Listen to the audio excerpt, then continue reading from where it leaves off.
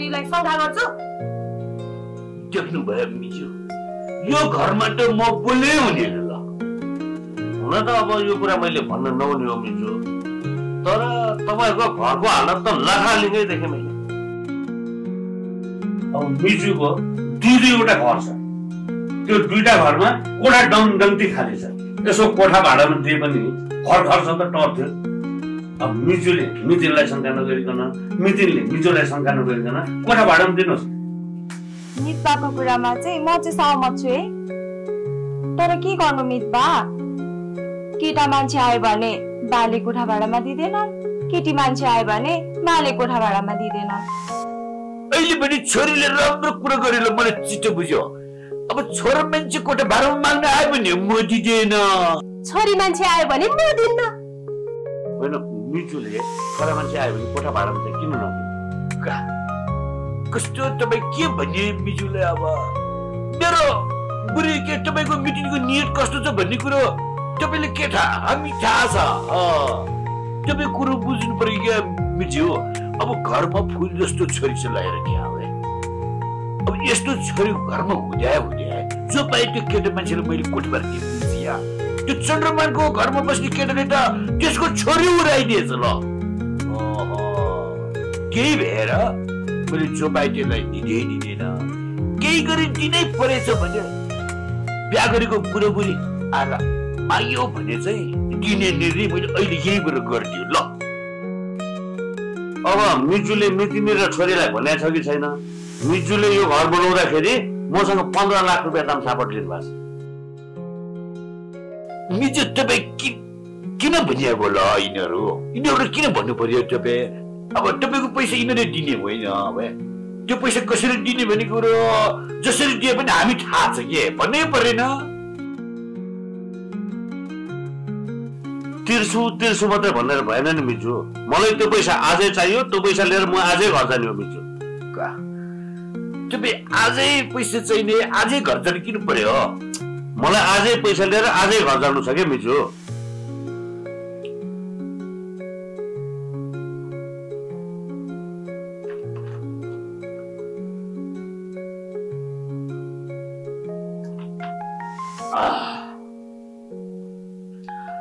मिजु है, यसो गर, घर जाने भइसकेपछि तपाईँ र म आज मिट लगाऊ।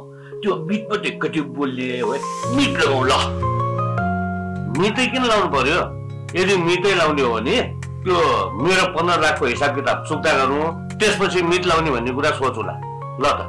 अहिले मलाई अलि हतार पनि छ, म बिदा हुन्छ है मितिनी ल। छोरी है त।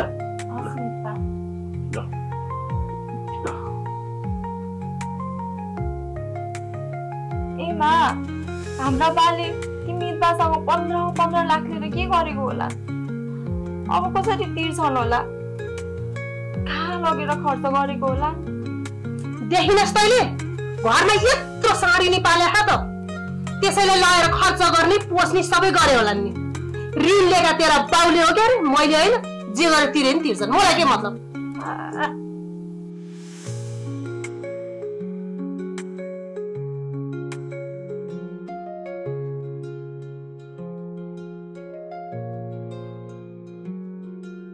तर आजै त्यो पैसा कहाँ हुन्छ त मिजु? त्यसो भनेर हुँदैन मिजु। म त पैसा नलिकन फर्किनै मिल्दैन। त्यसो भए तपाईँकै घर फर्किन्छु जाउँ। तेरिका सुन्न मिजु, त्यो घरै फर्किनु पर्ने भनेपछि होइन क्या। तर एउटा कुरो तपाईँको मेरो मात्रै बिचको कुरो क्या वा, यो कुरो मेरो बुढीले पनि थाहा पाउनु हुँदैन, मेरो छोरीले पनि थाहा पाउनु हुँदैन। कुरो बुझ्नु नि तपाईँले? मसँग नगद नभए पनि जिन्सी त छ नि, तर यो कुरो तपाईँको मेरो मात्रै बिचको कुरा हो है। मैले मेरो बुढीलाई पनि भनेको छैन, छोरीले पनि भनेको छैन। लुकाएर अलिकति मैले गरेर तिरेको छ, त्यो चाहिँ मैले तपाईँलाई देखाउनु भनेर ल्याएको ल। जाउँ न त, हेर्नु जाउँ। जाउँ ल मिजु। यही हो मेरो जग्गा किट्टा ल। यही हो किट्टा चाहिँ ल। यो किट्टा चाहिँ मेरो ल, हेर्नुहोस् त, यही हो त। अब हेर्नु कस्तो जग्गा। यो अगाडि मोरामा पनि घर बनाएर सटर राखेर पसल थापे पनि भयो। अब यतापट्टि हेर्नुहोस्, यो पिच बाटो छ है, जे गरे पनि हुन्छ त। अब जग्गा यही हो ल।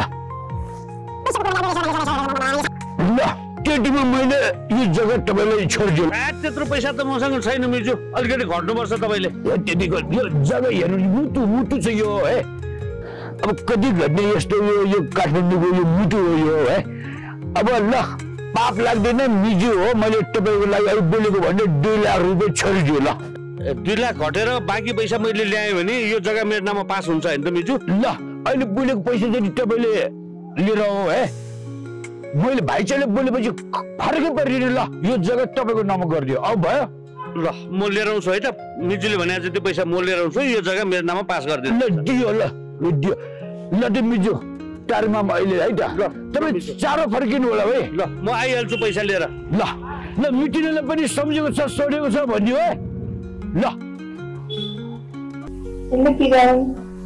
हेलो सबिना घर पुग्यो अघि नै पुगे अनि घरमा बाबाले गाली गर्नु भएन किन गाली गर्नु नि हिजो राति तिमी सँगै बसेको भनेर बाबालाई भने पो गाली गर्नु नि अनि कसका बसी भन्यो त केटी साथीकोमा बसे भन्दै नि अब हाम्रो भेट कहिले हुन्छ त आजै भेट हुन्छ आज पनि तिमी मौका आउने म तिमी कहाँ होइन तिमी चाहिँ म कहाँ आउने के कुरा गरे सबिना तिम्रो घरमा म आउने तिम्रो बाले मलाई मारिहाल्छ नि मार्दैनन् मैले ताजु पाजु मिलाइसके के ताजु पाजु मिलायो बिहेनै नगरी घर जाइराख्ने विचार गरेको क्या हो आज तिमी त्यो तिम्रो कोठा छोडेर मेरो घरमा कोठा भाडामा बस्न आउने सधैँभरिको लागि म तिम्रो घरमा कोठा भाडामा बस्न आउने रे तर तिमी एक्लै आउने होइन नि फेरि अनि म एक्लै नआए कसरी ल्याउनु त मेकअपहरू गर्नु पार्लरमा गएर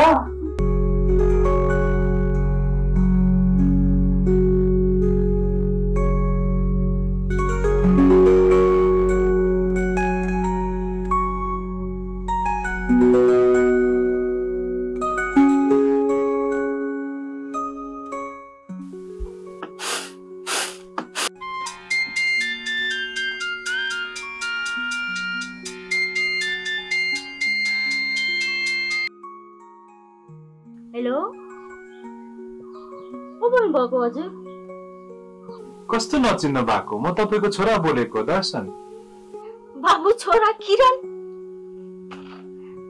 तैँले यतिको वर्षसम्म किन फोन नगरेको मलाई फुर्सद नभएर आमा छोरा त आज धेरै खुसी देख्छु नि त्यही खुसी साट्न फोन गरेको आमा आमा आजबाट मेरो एउटा नयाँ काम बन्द जस्तो छ बाउले नयाँ घर नबनाउन्जेलसम्म म फर्केर आउँदिन भनेर घर छोडेर गइहालिस् अब तेरो बाउले कहिले नयाँ घर बनाउने हो त कहिले फर्केर आउँछस् बाले नयाँ घर बनाएपछि फर्किहाल्छु नि आमा साँच्ची बा कहाँ हुनुहुन्छ 2-3 हप्ता भइसक्यो बा त काठमाडौँ जानु भएको छ बाबु तैँले बालाई एकल पनि फोन गरेका छैनस् बाबु ए बा काठमाडौँमा पो हुनुहुन्छ बालाई जसरी पनि एकल फोन गर है ल ल आमा अहिलेलाई फोन काट्दिनु म बालाई फोन गरिहाल्छु नि त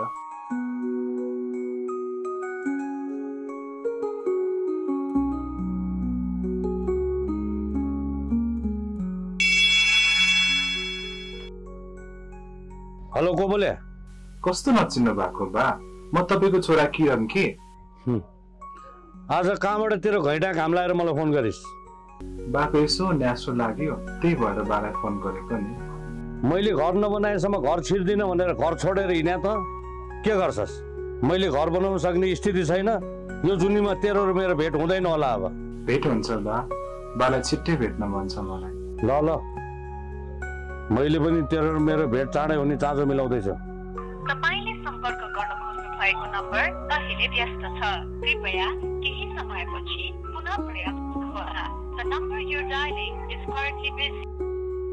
यो किरणको फोन कति व्यस्त भएको होला कसलाई फोन गर्दै होला हस् बा अहिलेलाई फोन काट्छु पछि कुरा गरौँला नि है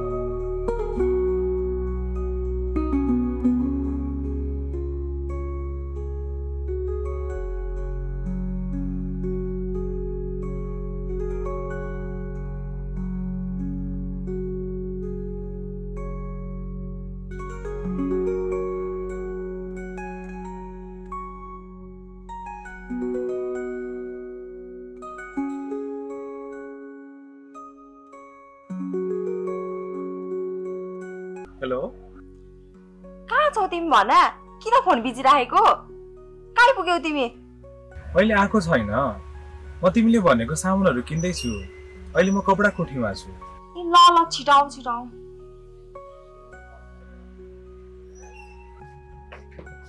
के सेवा गरौँ हजुरलाई त्यो पाउडरहरू निकाल्नुस् अनि लिपस्टिकहरू पनि निकाल्नुस् न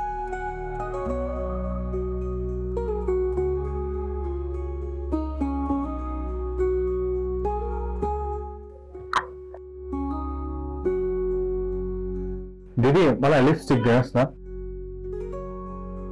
दिदी म एकचोटि यो विक निकालेर हेरौँ हुन्छ हेर्नुहोस् न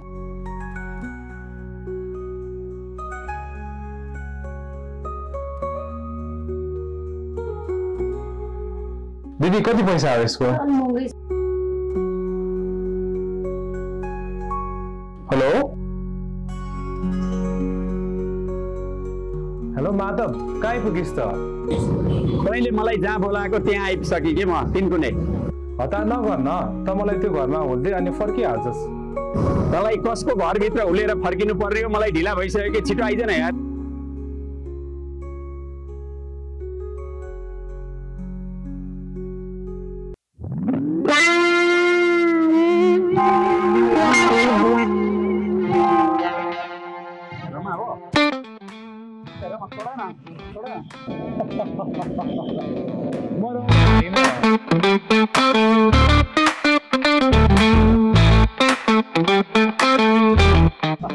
मलाई चिन्नु भएन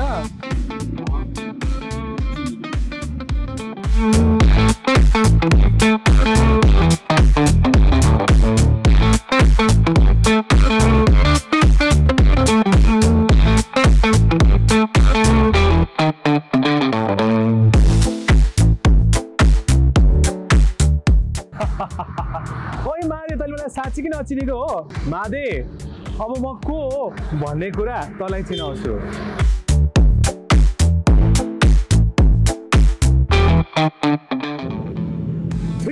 साले किरणे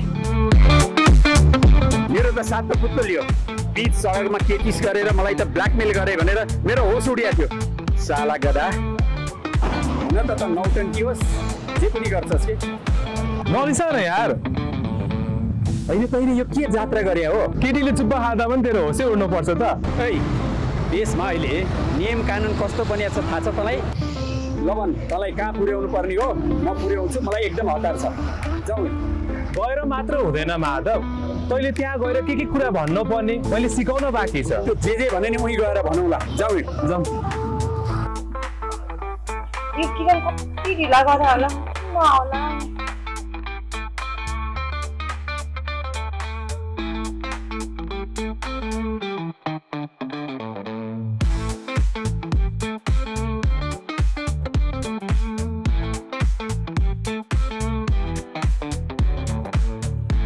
आयो आयो आयो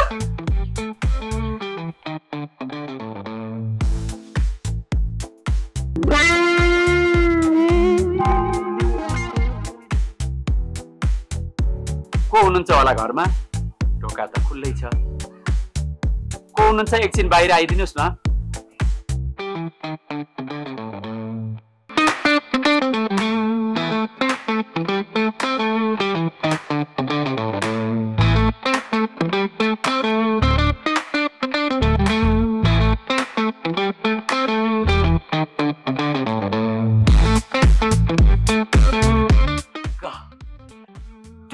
हामी चिन्दैन नि त चिनिहालिन्छ नि हजुर हामी कोठा खोज्न आएका कोठा खोज्न आउनु भएछ तपाईहरू केटा केटा मान्छे मात्रै बस्ने भए म दिँदैन केटी केटी मान्छे बस्ने भए म दिन्न हामी केटा मान्छे मात्रै बस्ने होइन हजुर हामी केटी मान्छे मात्र पनि बस्ने होइन हजुर तपाईहरू दुईजनाको नाटक के हो म बुढा म बुढी हामी दुईजना बुढाबुढी तपाईँहरू बुढाबुढीमा केही बस्ने रहेछ है बुढाबुढीमा के बस्ने भएर तपाईँहरूलाई हामीले कोठा भाडामा दियो दिनु त दियो है तर तपाईँहरू काम चाहिँ के गर्छ त म प्रोजेक्टमा काम गर्छु हजुर। हाम्रो काम सुदूरपश्चिममा चलिरहेको छ। म भोलि बिहानै सुदूरपश्चिम जानु छ। अब काम भनेपछि त छोर्ने कुरै भएन नि, जानु पर्यो। स्थायी रूपमा कोठामा बस्ने त बुढी मात्रै हो। म त 2-4 महिनामा आउँछु, फेरि 1-2 दिन बस्छु, फेरि गइहाल्छु। म सधैँ बाहिर बस्ने मान्छे हजुर। म नहुँदा मेरो बुढीलाई साह्रो गाह्रो पर्दा हजुरहरूले आफ्नै मान्छे सम्झेर रेखदेख गरिदिनु होला हजुर। धनै मान्नु परेन। अब तपाईँको बा मेरो बा हो, अब तपाईँको आमा पनि मेरो आफ्नै आमा हो, अब तपाईँको बुढी मेरो पनि आफ्नै छोरी होला। त्यही भएर तपाईँहरूलाई हामीले कोठा भाडामा दियो।